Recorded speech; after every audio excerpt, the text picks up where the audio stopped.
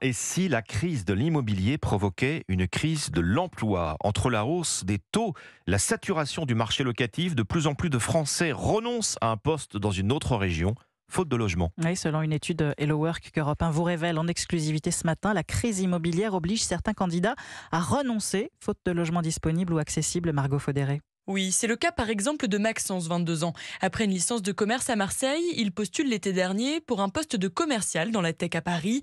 L'entretien se passe bien, l'offre est pour lui, sauf qu'à quelques jours de la rentrée, il n'a toujours pas trouvé de pied-à-terre. Mon papa, il est intermittent du spectacle et ma mère, elle est auto-entrepreneuse. C'est simple pour les propriétaires. Moi, je passe même pas la première case. Alors Maxence tente de décaler le contrat, l'entreprise refuse, il doit renoncer au poste. Je voulais trouver un travail sur Paris. Il n'y a rien de plus frustrant que de refuser des offres parce qu'on est en fait freiné par une banalité qui est juste trouver un logement. Comme Maxence, de plus en plus de salariés doivent tirer un trait sur des opportunités professionnelles, faute de logement.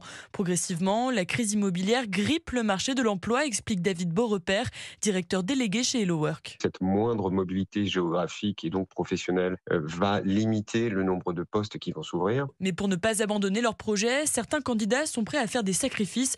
Après quelques mois chez son père, Maxence a trouvé un emploi à Paris en optant finalement pour la colocation. Margot Faudéré du service économie d'Europe 1. Notez que le gouvernement a annoncé hier que le dispositif MaPrimeRénov' ne sera désormais accessible que pour les propriétaires de passoires thermiques qui décideront de faire un ensemble de travaux avec un plafond relevé de 35 000 à 70 000 euros.